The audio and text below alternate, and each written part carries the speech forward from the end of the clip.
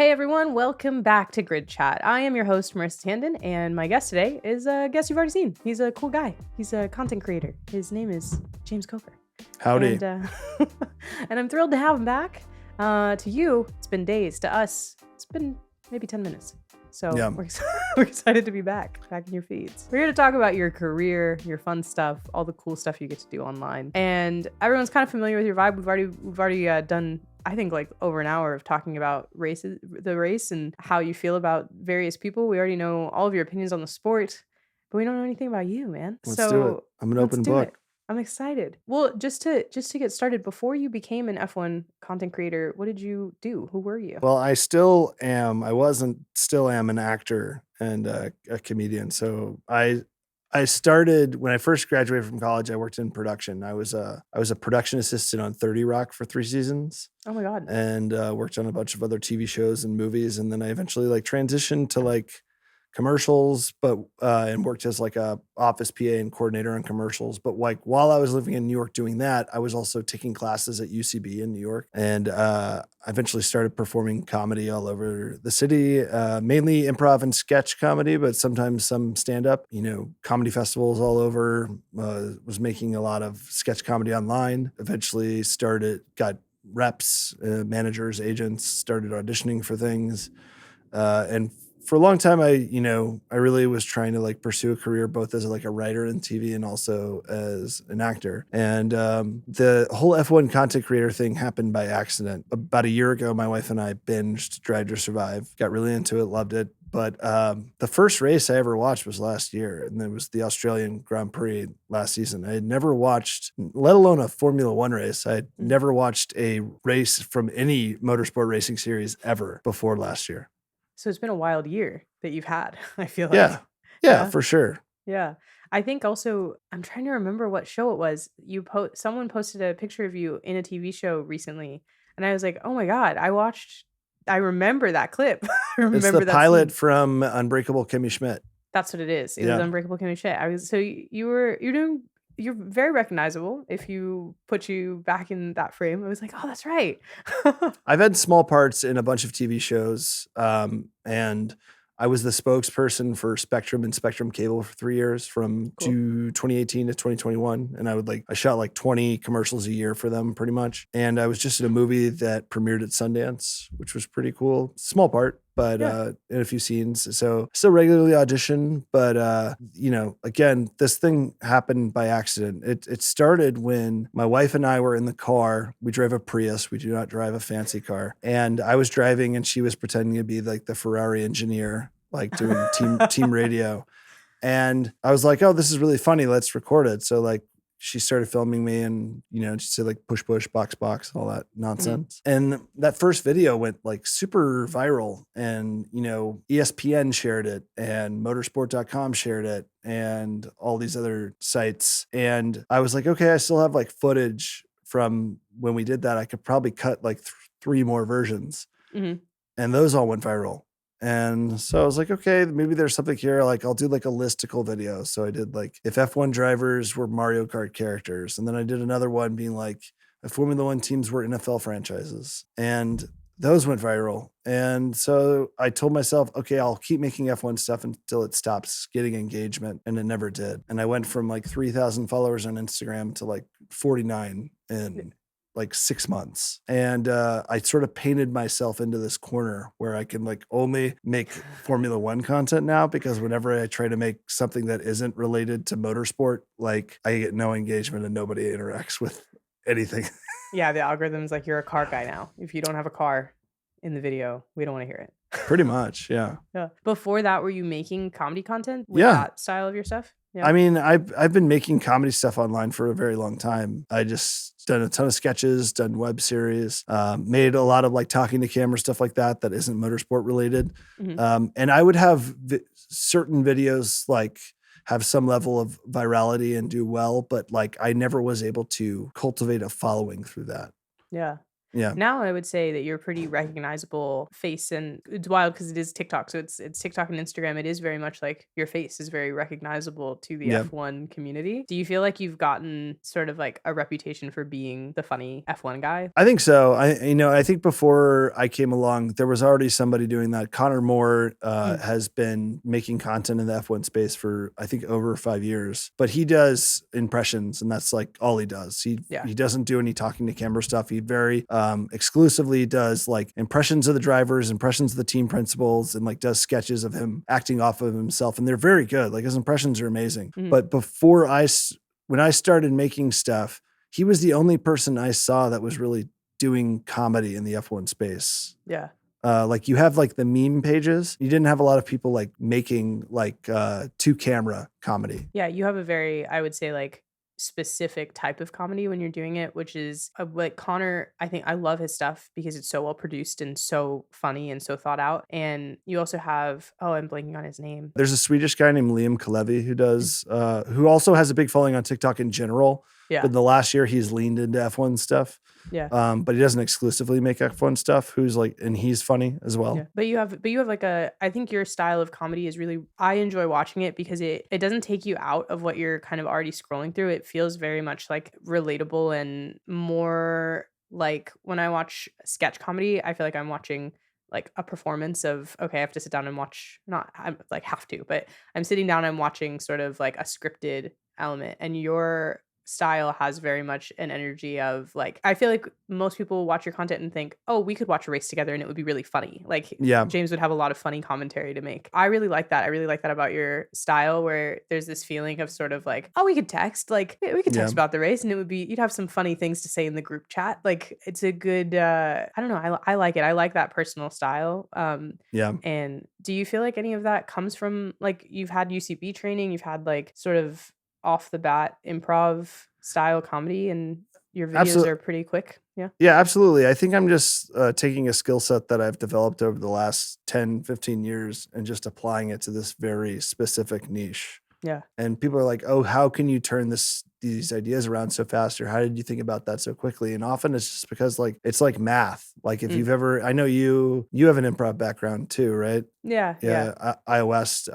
I stalked you online. Yeah, I can see that. I was gonna say, I don't think I've talked about that. No, yeah. I was at iOS and I also did stand up for a while. I haven't done it in a couple years, but yeah, it was very much like improv and stand up style. Yeah. So like when you study improv and sketch comedy, you learn a type of game called a mapping game, where you take like the emotional gravity and weight of one thing and you apply it to something that it has nothing to do with it. So like an example would be like a doctor like breaking the news to a patient that they have terminal cancer. And like for F1, you'd be like, I have really bad news to tell you. Like you're going to be driving a Haas this year. And listen, this does not mean your life is over. Okay. It just means your life is going to be different. And like, and so a lot of it is just like math. It's like, and also playing with the improv principle. If this is true, what else is true? And blowing that out of proportion and heightening that game. Absolutely. It's like, it's taking stuff that I've already been doing for years and just doing it about Formula One and other motorsport series. Yeah, I think the improv part that you're talking about is so smart because it really is part of why you're so quick with it's as soon as something happens, there's generally a good video coming from you about it. And I think it's a skill set that it's cool to see, because I think a lot of people, like when I started doing improv, people were like, what are you going to do with, like, for what? They're like, oh, it makes you a better writer. I think it makes you a better person sometimes. And it is like, it's the same thing as like, oh, you got a writing degree. Yeah, but you can apply that skill set to so many different things. And I think it's cool that you were able to bring that in before there was a lot of people doing comedy in this space. And probably, I'd say you're probably still amongst a smaller subsection. A lot of people are focused on like facts, figures, and delivering them in a serious way. And you're still getting facts and figures out, but you're doing them in a comedic way, which is fun. Thank you. Yeah, of course. A little bit of flattery for a little bit, Appreciate that. So when you mentioned that you guys started watching Drive to Survive about a year ago and you, I guess, binged the whole thing and got into it. Was there something that made you, as someone who had never watched motorsports whatsoever, go, oh, we should turn that on? I think just we had friends that had watched it and recommended it, but I think what kept us watching it is the human interest piece of Formula One. Like there are people from all over the world, from different walks of life, and there is so much drama that happens both on and off the track that's like incredibly compelling. It's like what you see in Formula One, it's like it's a microcosm of the rest of the world. Yeah.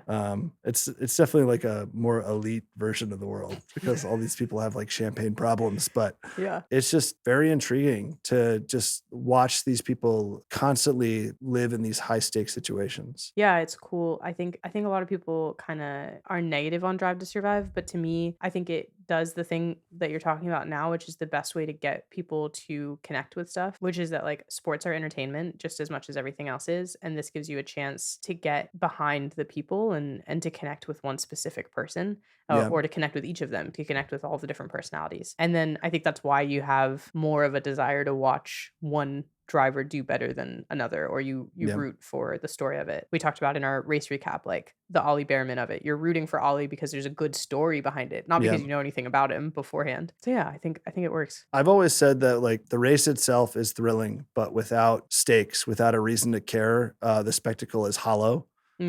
Which I think is why human interest is like so important for any sport to continue to maintain relevance.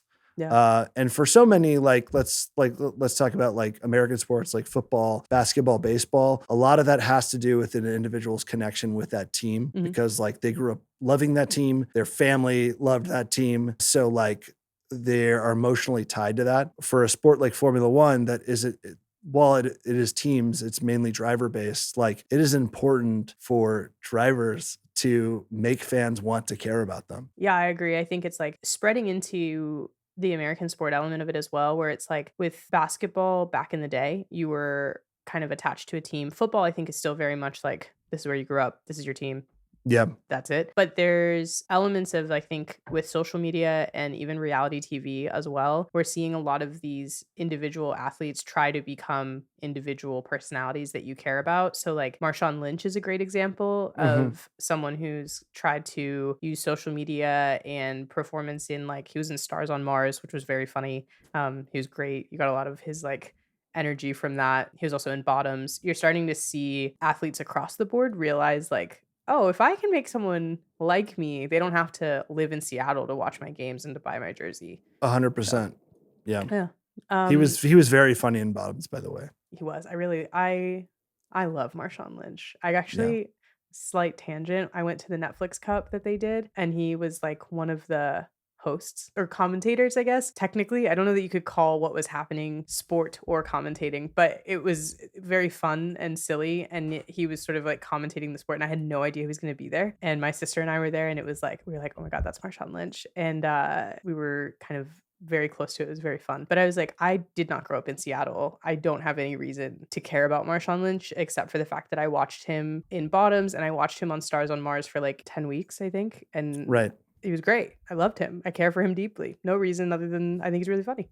Yeah. And he also, if you've never watched it, Kenny Mayne did a great piece with him when he was drafted by the Buffalo Bills at the beginning of his career. And like they're hanging out at like a Dave and Buster's in Buffalo, New York. And it's like great. It's really, really good. I'll be watching that as soon as we finish this. But Marshawn Lynch is a legend. Like, I don't know if you remember the I'm just here so I won't get fined press conference. Legendary. So good. But yeah, I think you're right. I think that same thing is being applied to Formula One in a bigger way because there's not that same, in some elements there are, like if you're Italian, you probably love Ferrari. I'm making a large generalization right now, but there is some like home team kind of elements. I think with the exception of Ferrari and McLaren, there aren't super strong team allegiances in my opinion. I agree with that. Yeah. So I think the element of Drive to Survive and things like that, where you can really focus in on a driver or on a person, because of something like Drive to Survive, you care more about like Toto Wolff or Zach Brown than you would care about an average team owner versus like something like Mark Cuban. You care about Mark Cuban because he's got Shark Tank. He's got these different elements. You know his name in a way that a lot of people don't know the like name of the guy who owns the Buffalo Bills.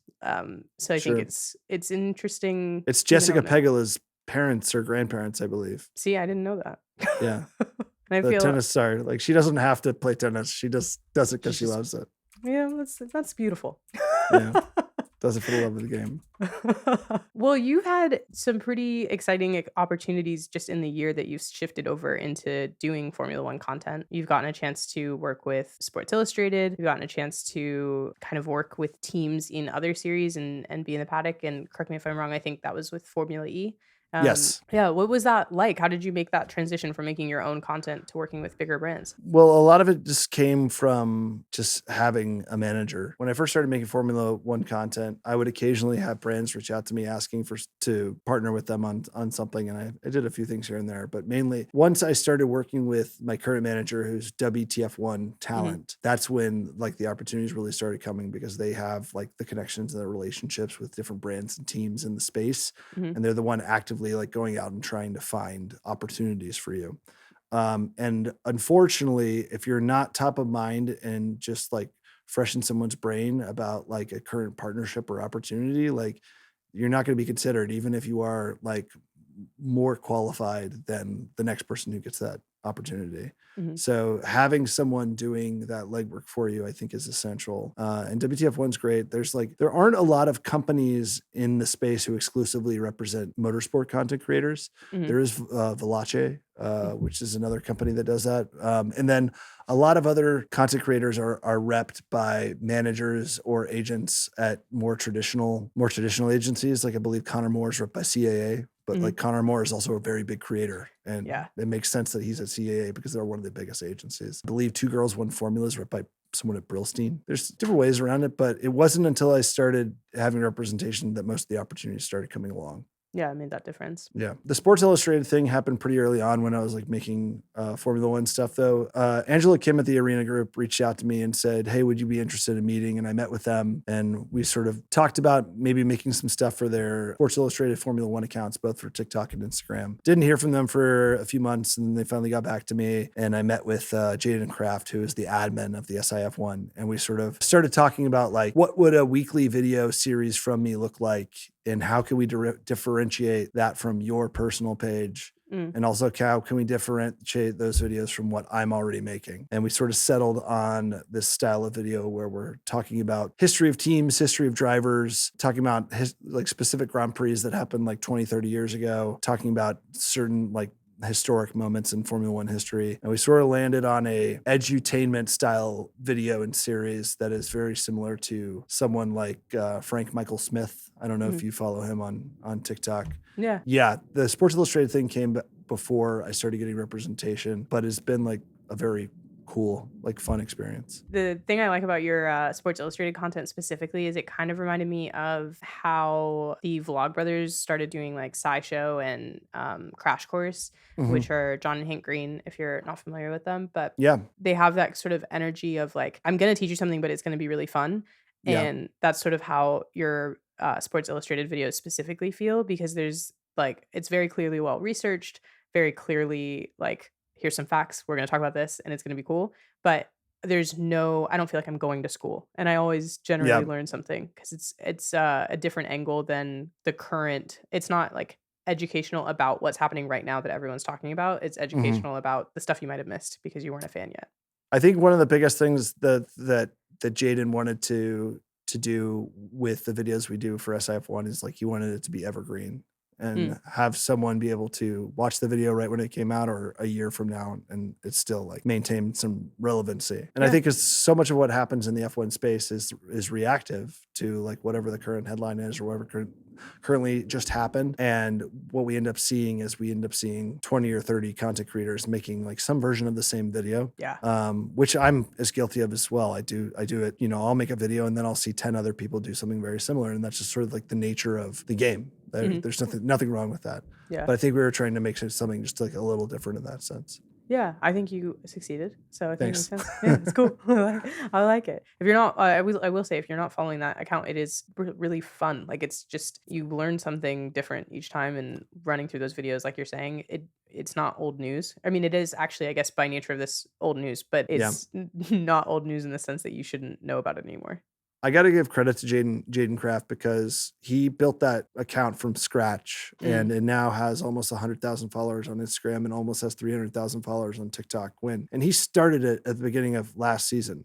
Oh, wow. From nothing. Like I Yeah. remember when they first started following me, they had like 1,000 followers on both channels, and he's just very funny and good, and like very much like sort of leans into the memification of Formula One. But like that's what I think most Formula One fans want to see. Yeah, they're expecting. Yeah, I like that. Well, in the chances that you've had to like actually be in like you made some really cool content with Formula E drivers at Mexico City, but all of those are also pretty funny. Oh, And thanks. yeah, they're good. I like them. But also I'm curious how you approach drivers that are probably used to a press circuit all day where they're kind of being asked the same questions and serious questions over and over, and you're coming in with like, which Mario Kart character do you think Sure. everybody is? Well, I can't speak on Formula One specifically because I've never been there, but I've been told that like speaking with drivers and other team members specifically, it's like, and this was the case in Formula E as well, it's very regimented. Like you have to schedule in advance, like you're going to talk to this driver at this time, you have 10 minutes, like make it count. But you can't just like cold approach them and talk to them. Everything has to be arranged through the comms teams. So in the case of Formula E, I was hired specifically by Formula E along with 2 other creators this season to make content about Formula E over the course of the year. And, you know, they're paying us, but they're also giving us access to races. So we're like, I think I'm attending 2 races this year. I went to Mexico City and I'm going to Portland in June, but we essentially had to get everything cleared by Formula E and everything cleared by the teams before we ever talked to them. So I created a deck of the different concepts that I wanted to do with the teams. Some were specific to a certain driver or a certain team, and some were like just sort of general, like I could do this with any driver that's game to do it or is willing to talk to me. Like there was one where I wanted to, like, you know, the Canadian show Degrassi, The Next Generation? Yes, I know. So Degrassi, yeah. I wanted to interview Lucas Degrassi and I wanted to read scenes from Degrassi with Lucas Degrassi. Didn't happen. Maybe next time. But like that's like a specific one. It's so stupid. So like all the questions generally have to get approved. And then once that happens, when I'm actually speaking to a driver, I'll both talk to the comms person and then I'll also talk to the driver itself, and I'll give them a heads up. I'll be like, listen, I'm a comedian. I'm about to ask you some really dumb questions.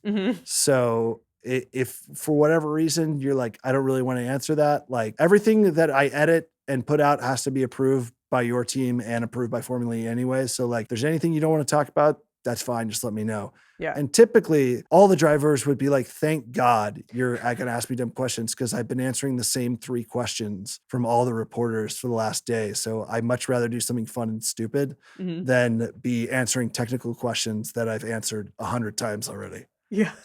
Yeah. Yeah, I like that because I think you're kind of doing the same thing you're talking about that got you into the sport of Formula One, but you're doing that with Formula E, which is definitely trying to kind of capitalize on the other fan bases. Especially, I think Formula One is growing and we're seeing other motorsports trying to pull those same new viewers over to their own series as well. And so when I watch your Formula E videos, there's that same element of like, oh, that driver seems kind of funny. Like he seems like he's down for the joke, for the bit. Yeah. Now I kind of care if he does well next week. 100%. So I think it's cool that you're able to kind of like approach it with the same energy that brought you in, though I wouldn't say necessarily Drive to Survive is like this big comedy, right? But it is about personality, and you're doing the same thing with other series with Formula E. Yeah. And it's been a great experience. Like, you know, before going to Mexico City for round 1 of season 10 of Formula E, I never attended a race, period. And so I was very spoiled in the sense that I showed up and all of a sudden had like full access to the paddock and could walk around the garages and talk to drivers and talk to teams. And like when we watched the race, we were like, you know, in this very nice area, like that I could never afford on my own. Yeah, you're normally going to be in that like GA experience of sitting on grass and it's baking in the heat. You know, though, I kind of like that you just there's a fun success story in choosing to do something different and choosing to like share your excitement just for fun and and that comedy and that enjoyment bringing you into the success space, because a lot of times we see people kind of the only way into that access is cost. And so it's cool to see it just be like, you love the sport enough that we want you to share that love with other people. Sure. Yeah. Yeah, I like it. It's exciting. Thanks. Is there anything else that you feel like specifically you want to talk about when it comes to your work? I will say this one disclaimer that like, there are different like buckets and types of content creators that we see in the Formula One space. There are clearly people that are, and in no way are any of these different categories. I'm not speaking in a derogatory way in any way, but there's like, Yeah. there's very clearly like a category of content creator that's aspiring to be like a presenter. Like they want to be on camera working for a racing series, interviewing drivers, interviewing teams. And like, that's sort of like the angle they're working towards. Then there's like the bucket of content creator that is sort of like the unapologetic, like super enthusiastic fan. Mm-hmm. And like, that is their style. And they just are so excited about everything or just want to like share their excitement. Then there's like, to a smaller degree, there's people who like are comedians and want to like talk about their comedic take. And then there's like podcasters who are like building a audience and a following through the form of podcast or like a show that's like on YouTube that's like a podcast format. There might be other categories, but those are like the four main ones that I see. Just from my experience the last year, and like I've been very lucky and I've had like a lot of really cool opportunities. Like still in this sense, like I don't think that many content creators make enough money from this pursuit to exclusively support themselves through content creation in the motorsport space. Mm-hmm. Like you of course have exceptions to the rule. You have P1 with Matt and Tommy, who are wildly successful. Right. You have Connor Moore. You have other podcasts that have big followings, that have Patreons. If you're doing this, like, unless you're like aspiring to be like a presenter on TV, like I think this needs to be like, you need to approach it as like, it's something you're doing for fun. Mm-hmm. And something you're doing it because you love it and you just want to share your like excitement for F1 or motorsport with the world. But I think it needs to be that. And if like it ever becomes a thing that you fully can support yourself on, that's just a bonus. Yeah, I think unfortunately or fortunately, however you look at it, like any creative and entertainment field sort of feels like that's the way you have to approach it. Because like similarly to you, I did TV. I came up through film school. I did, all of those other jobs, and I've worked in video games and all these different things. And if you want, like, if what excites you about life is entertaining other people, unfortunately, you need to also have something else that can support you until this maybe works out in a more extreme way. But I do think that's an important point, and I'm glad that you made it, which is like, if this is what you want to do, that's great. But it's not this like fairy tale of as soon as you start getting invited to, races or things like that, you can quit all of your jobs and only ever talk about F1 on the internet. It's just, I think, it's just the way the world works. Unfortunately, if you want to work in entertainment, it's going to take a bit. Like I was an actor I've been an actor for a long time, and there were like 3 or 4 years where I was able to support myself exclusively from the money that I made from acting, and it was amazing. Mm-hmm. But when this campaign that I did went away, I had to find other ways to support myself and my family. So like, I work as a copywriter and content creator for a bank for their social team, or finance company for their social team. And that's my day job. And I still audition, and then I make F1 stuff when I have time to and feel inspired to. And so I think that just needs to be the mindset that most people have when they go into the space. Yeah. Is that you're doing it for fun. Like I was one of my friends was over the other day, and he's like, "Oh, your F1 stuff's really taken off. That must be great." And I was like, "Yeah, it's been good." I was like, "But like it doesn't support, it's not enough money to live off of. So I do it because," and he goes, "Because you love Formula One." I go, "No, because I love attention." But I also love Formula One. But both, But yeah, I just think like that's the mindset you have to have if you're going to be successful. You need to be process oriented instead of results oriented. And I also think it's important to continue to grow as a creator and find different ways to make your content and present your content and grow your voice, whether it's a comedic voice or whether it's an analytical voice or whether it's the voice from the perspective of the fan. I think it's important to continue to evolve and grow because your audience will eventually get tired of you doing the same stuff over and over and over again. And like when I started, I used to do a lot of like asking rhetorical questions to the audience and then going on a rant, and it's good. It's like a lot of people still do it and it's great. But I got to the point where I would make a video in that format and I would watch it back or I would watch the response to it, and it felt stale. Mm, And it got to the point where I was like, oh, I feel like I'm just making these videos for engagement rather than actually wanting to make this video, if yeah. that makes sense. Yeah, it does make sense. I think there's like, especially because of the way short form video platforms work, there's like a level of rage bait is not the right word for what you're talking about, though that is something that people do. But there's like a level of engagement bait that feels it can start to feel like a less authentic of content. You're not really like having a conversation. You're just forcing people to comment on your video so that it gets shown to more people. Right. I unintentionally did that too, and because like I still am very bad with pronunciation when it comes to like names of drivers, names of teams. Like I'll say Sauber instead of Sauber, and I get eviscerated in the comments. Like instead of saying Valtteri Bottas, I'll say like I got one early video I did, I got destroyed in the comments for saying boat ass. Instead of Esteban Ocon, I said like Ocone, like Okay, O yeah. dash cone, like a Irish family that comes from a long line of ice cream makers. Like, so like I wish I had this, I was savvy enough to be like, I'm going to intentionally butcher this name so Yeah. many people comment it, but it's really just me being bad at pronunciation. It's fair. I also Yeah. have found myself, I've found that a lot of people correct things that aren't actually wrong. They love Yeah. to do that. There's very simply a simple Google search before you commented that would resolve your feelings. But what can you do?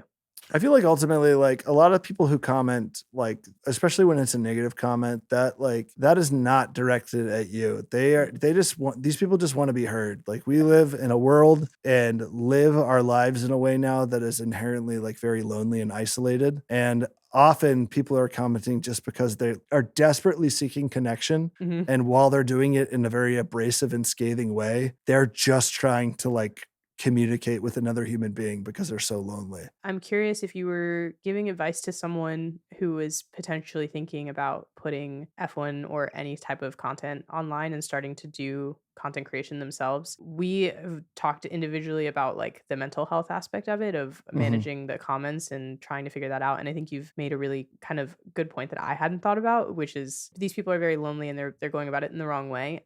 Do you have any kind of advice on how to manage the mental health aspect of putting yourself genuinely out there? And there's something so fascinating to me about like we're putting ourselves on a platform where we're saying like, yes, if I say this person's name wrong, I'm opening myself up and willingly going to open my phone to 50 comments calling me a stupid person. Oh, I will say the flip side of that is in my opinion, the greatest byproduct of this like journey in the last year of becoming like an F1 content creator and like having some semblance of a following. The thing that I've gotten most out of it, it's not like getting to attend a race or getting to do branded partnership videos, or even like growing like my audience or followers. It's like it genuinely, and I swear to you, I'm not lying when I say this. It genuinely like the best thing I've gotten out of it is the connection with other people because I'm an older guy. I'm married. I have a kid. I'm not very social anymore. And so like this fills a void that I've had in my life where like I don't really get the opportunity to connect with a lot of people. Mm. And there are like, there's a number of people that follow me. They're constantly sending me messages about like F1 news that breaks or like a funny video that they liked, or they genuinely just like send me like a kind message saying like, I really love your content. I really like love this video. It totally made my day. And like that kind of stuff makes my day because like I grew up a very social person and lived a very social life. And as I've gotten older, just sort of like, things beyond my control have led me to live a pretty solitary life. So I love getting to connect with people. The flip side of that, of like managing like the negative energy that comes in comments, I would recommend that most people don't engage with it. And maybe like if it really affects your mental health, like don't even look at the comments. Yeah. I will say looking at the comments is helpful because it gives you a litmus test of like how people are receiving your content and will give you input on how to sort of course correct when you continue to make content. However, if it's overwhelmingly negative, like I would say don't engage with it. I know some content creators that delete all the negative stuff on their page and block those people. Mhm. And like that is one way to do it. You don't have to do that. I historically like engage with almost all the content and messages I receive. There are times where I see that engaging with that comment is going to be a trap. And it's going to lead me down a path where I'm spending a disproportionate amount of time and energy interacting with this person, and it's not worth engaging. So like I'd say gauge what you think you have the like stomach for. Yeah. Because I don't recommend strictly being a cold creator. Like, you know the term cold creator? Yeah, where you just post something and literally never look at it Yeah. again. Yeah. Like, you know, I know there are content creators like Bobby Altoff who get accused of being like that. I don't recommend being like that and just posting and like, okay, I'm going to gain followers, I'm going to get these opportunities, but I'm not going to create a sense of community. I do think it's important to create a sense of community for creators, especially when you're starting out and you're a smaller creator, because I think it's way more effective to be a smaller creator with an engaged community than to be a creator with 1 million followers that has a fan base that has no loyalty to them, if that makes sense. Yeah, it does. I agree. I think I also like what you said about the best part of doing this is connecting with other people, the positive side of it. And Yeah. I'm glad about it. I've enjoyed, like, you and I wouldn't have met if it weren't for posting silly little videos about silly little cars. So Yeah. in general, I think it's a cool thing. For sure. Okay, just one lasting thing, if that's okay. Of course. If anyone is considering like being a content creator and making it in the F1 or motorsport space or like any space period, I think they need to make stuff that's like authentic to them. Like, you know, I think we all sort of go through the phase starting out where we like imitate other creators that we really like, or we borrow stuff from them. But I think in the journey of like finding your voice and finding what works for you is like always like try to make stuff that's like authentic to you, that you're just not making for like likes and clicks. And you know, I would say even there are times probably where I make something that I feel like looking back in hindsight is not really authentic to who I was. And people continue, you know, you'll continue to make that mistake, but try. At the very least, try to make stuff that's authentic to who you are and like what your point of view is on the world. Yeah, I think that's such a good point, because I think like what you were talking about with community and in general and the content that you're making, I think at a certain point people start to feel like you're not genuine. You can feel that something's off. There's not something like true to who you are. And also, I just don't know how much fun it would be to make content that you're making strictly to sort of game the algorithm, because I don't know that you're going to get the results that you're looking for. I think there's so much more reward, and I'd rather have less followers of people who actually care about what you're talking about and talk to each other in the comments and make a community out of that than to have millions of people who don't really care. For sure. Well, great advice, James. Thank you. Thanks. Well, James, this was so much fun. Thank you for joining me. If people want to find you on the internet, where can they find you? You can find me on TikTok or Instagram. Handle same on both. It's at this James Coker. So if you're not already following James, you should be. Yeah, but thanks for hanging out. Yeah, this was super fun. As always, if you don't want to watch these races alone, you can join the actual grid chat. I host a group chat of motorsports fans where fan behavior is encouraged, and there's no such thing as a stupid question. We watch these races live together, chat about breaking news, and of course, send each other an unhealthy amount of memes. If you'd like to join the grid chat, you can do so at tandemproductions.com/gridchat. There will also be a link to that in the episode description. Once you fill out the form on the webpage there, you'll get an invite via email from me. If you want to connect, let me know what you thought about the episode, or even just ask me another question that you'd like me to cover on the show. You can find me on all social media platforms at Marissa Kamari. And one of the best ways to connect with me is if you're listening to this podcast on Herd FM. You can find me in the community section on Herd FM, where my username is just my first name, Marissa. And once we follow each other, after every episode that you listen to, I'll be able to comment and have a conversation with you directly. So again, my username on Herd FM is Marissa. As always, I've been your host, Marissa Tandon, and thank you for joining the Grid Chat.